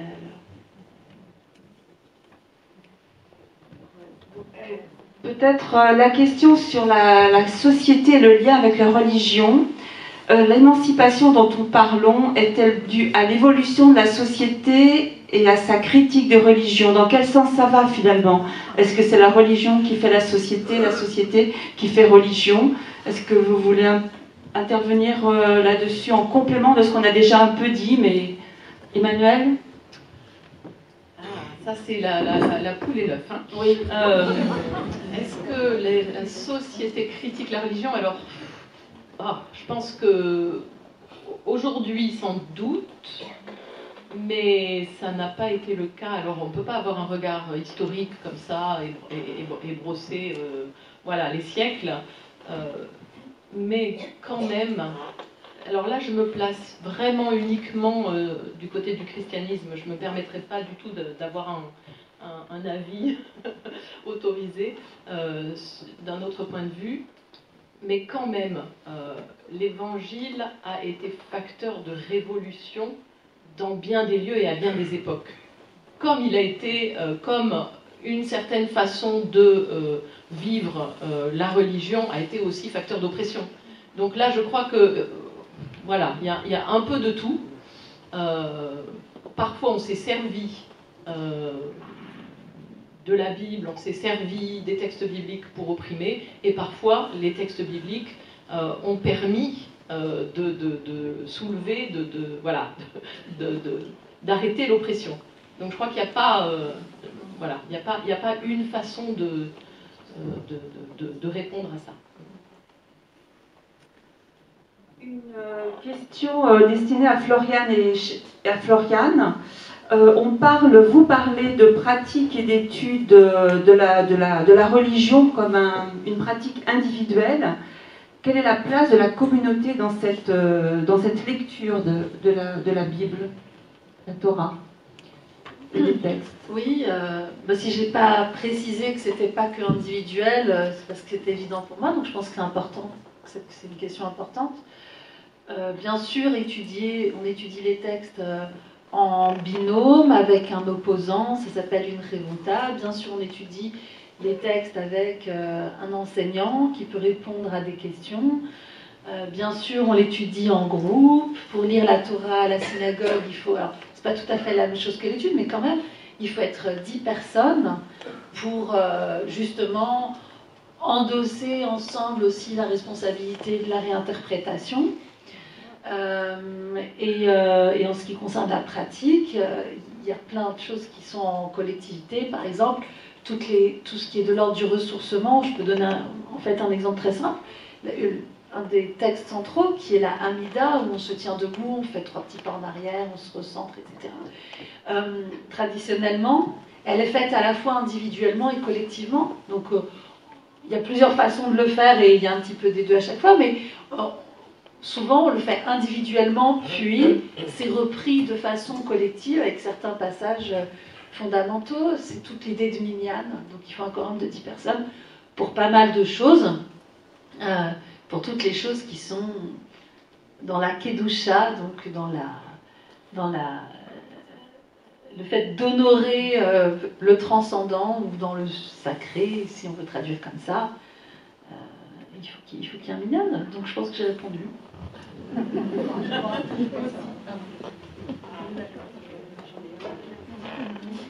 Est-ce que les titres rabbin, imam peuvent être féminisés?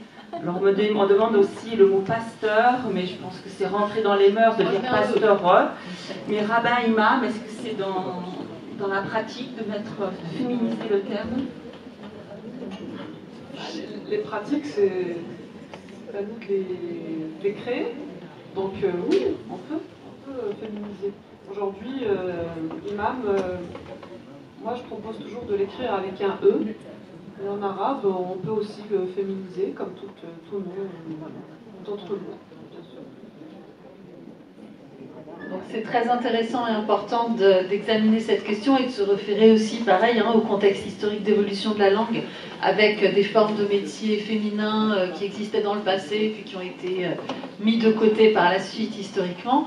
En ce qui concerne le mot rabbin, il se trouve qu'une féminisation avec un E appelle à des diminutifs, donc c'est pas du tout agréable en fait. Et donc finalement le plus simple c'est de venir à une féminisation à travers l'hébreu, rav, rabba. Et donc ça marche pas mal aussi en termes de sonorité. Après on s'habitue aux sonorités, mais d'ici qu'il y ait suffisamment de femmes rabbins en France pour qu'on soit habitué à n'importe quelle sonorité qu'on aurait choisie, je pense que le combat n'est pas évident. Donc rabat c'est pas mal comme compromis. Dans l'exercice de vos fonctions respectives, dans vos courants religieux comme dans le dialogue avec les autres, rencontrez-vous des difficultés parce que vous êtes une femme? Des difficultés d'ordre des codes sociaux ou par rapport aux règles menstruelles? Comment est-ce que vous pouvez alors continuer le dialogue avec les hommes en fonction de ces difficultés-là que peut-être vous rencontrez? Souhaitez-vous répondre? Oui, bien sûr. Non, mais je suis là. Voilà.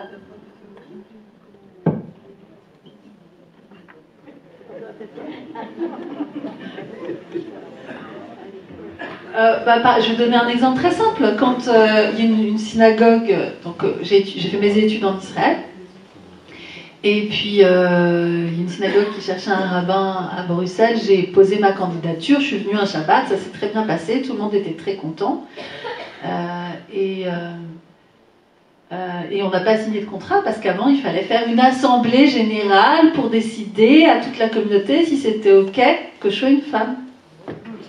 J'aurais dit, il n'y a pas de problème, je transitionne. Non, c'est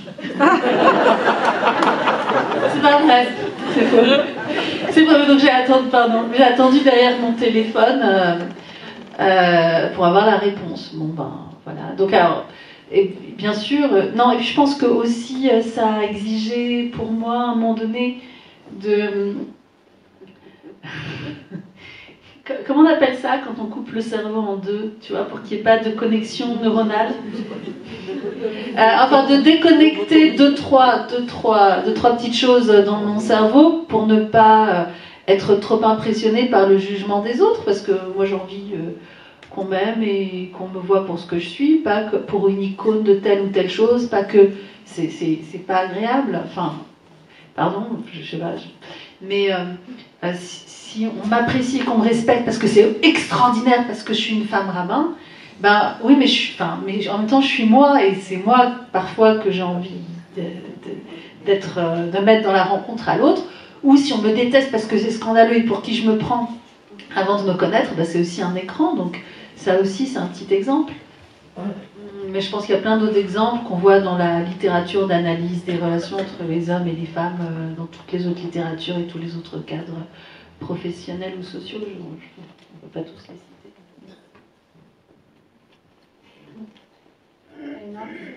Oui, alors, est-ce que moi je rencontre des difficultés parce que je suis une femme En fait, c'est très simple. Moi, je n'impose rien à personne. Des gens qui ne sont pas du tout, qui n'ont pas du tout la même lecture, la même vision, qui n'ont pas envie d'avoir la même expérience religieuse au sein de l'islam que moi ou que notre communauté, ils sont tout à fait libres. Hein. Il ne s'agit absolument pas d'imposer quoi que ce soit.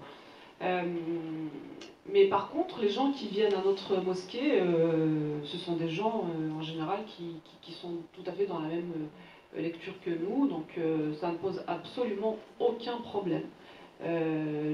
Voilà, au sein de notre courant, on a dépassé justement les questions qui réduisent la femme à ses particularités physiologiques, et ça ne nous pose absolument aucun problème. Voilà. Merci. Alors, nous avons parlé dans cette soirée de l'émancipation humaine, au-delà de l'émancipation des femmes. Nous avons discuté en France, dans un contexte peut-être qui favorise cela. Qu'en est-il lorsque dans d'autres pays, le balancier semble aller dans l'autre sens, comme par exemple, dit la question, en Afghanistan, comment faire, quoi faire pour ne pas perdre espoir que cette libération devienne pour tous. Emmanuel. Je commence parce que le balancier, il balance pas que dans les pays musulmans.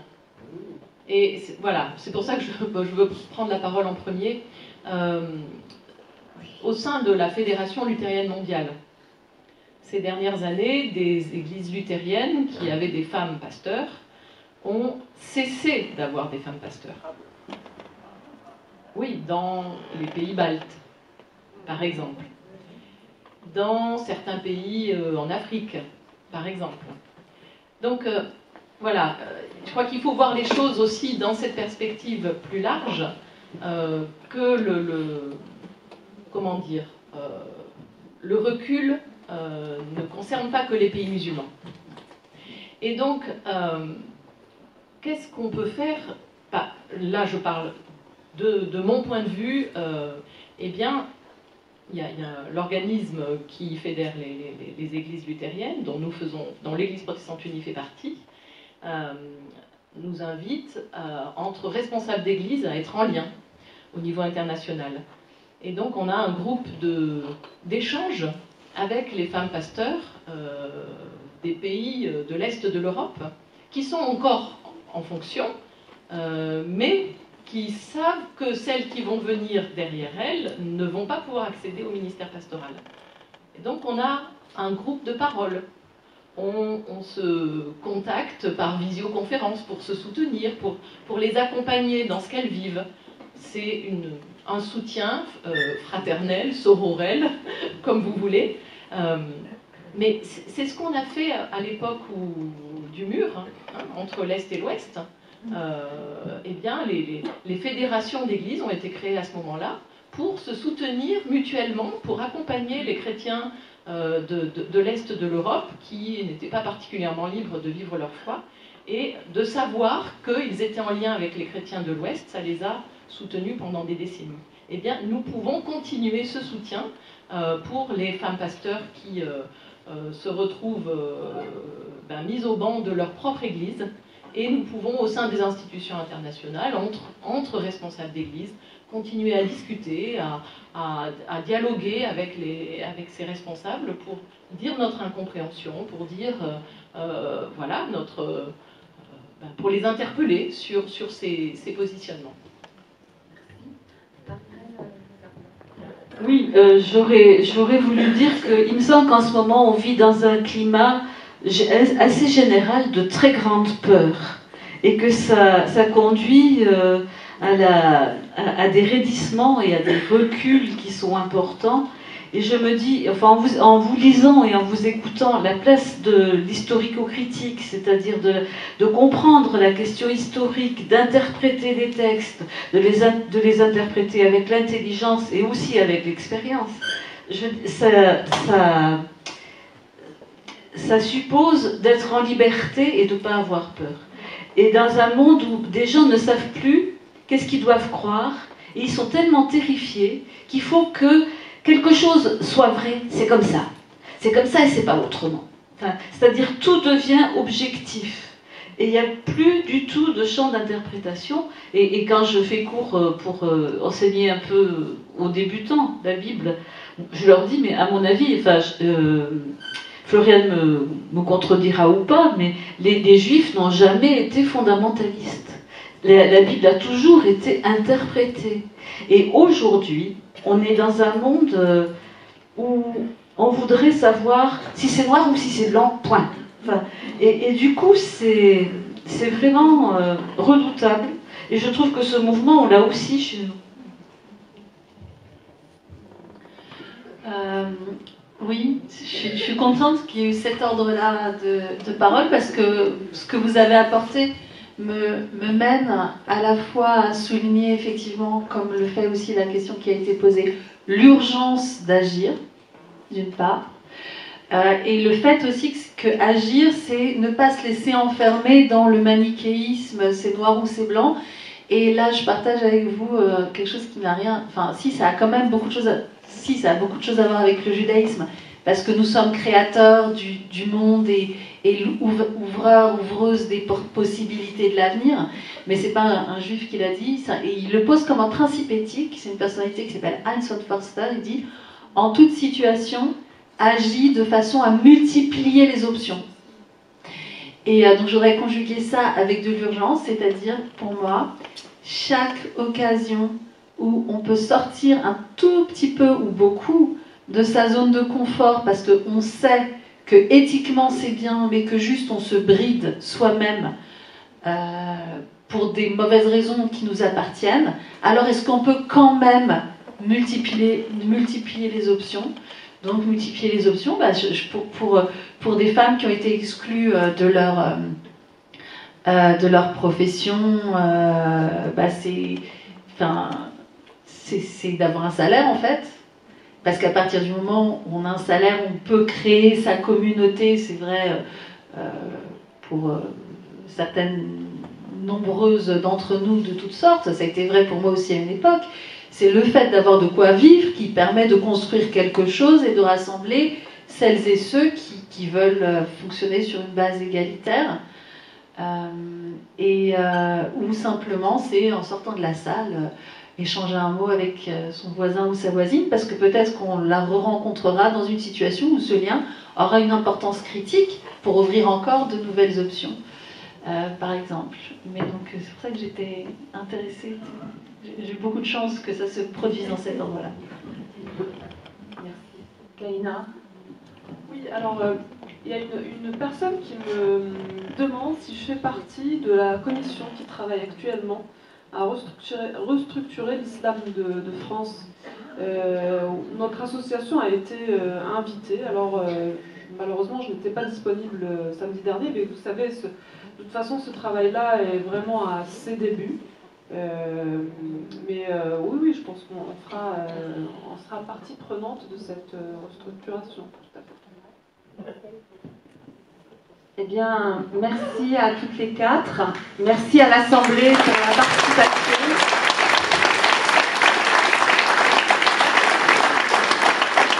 Un grand merci pour ces enrichissements mutuels.